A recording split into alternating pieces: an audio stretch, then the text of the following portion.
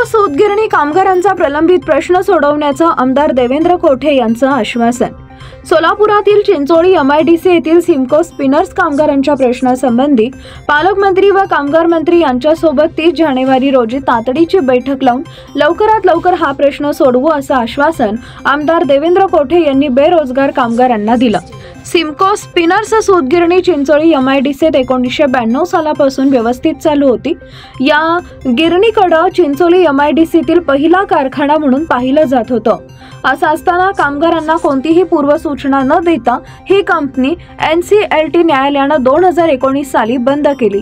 तिथं काम केलेल्या गरीब कष्टकरी कामगारांचा फंड, ग्रॅज्युएटी, पगारी रजेचा बोनस इत्यादी मूलभूत हक्कांपासून कामगार आज मितीपर्यंत वंचित आहेत। त्यांना त्यांच्या घामाचा दाम मिळावा या मागणीसाठी आमदार देवेंद्र कोठे यांच्या मुरारजे पेठेतील कार्यालयात भेट घेऊन सिमको स्पिनर्स कामगारांच्या देयरकमी संबंधी सह्याद्री कामगार संघटनेचे जनरल सेक्रेटरी बापू चराटे यांच्या नेतृत्वाखाली आमदार कोठे यांना निवेदन देण्यात आले।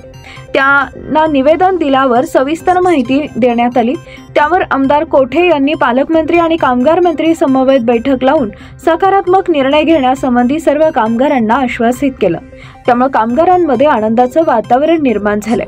यावेळी सह्याद्री कामगार संघटनेचे जनरल सेक्रेटरी बापू चराटे, रवी गुंड, काशीनाथ गुंड, बालाजी कायत, हरी चौरे, आनंद नीली, कोळी, गोपाळ जाधव, नवले राऊत इत्यादी बहुसंख्य कामगार उपस्थित होते।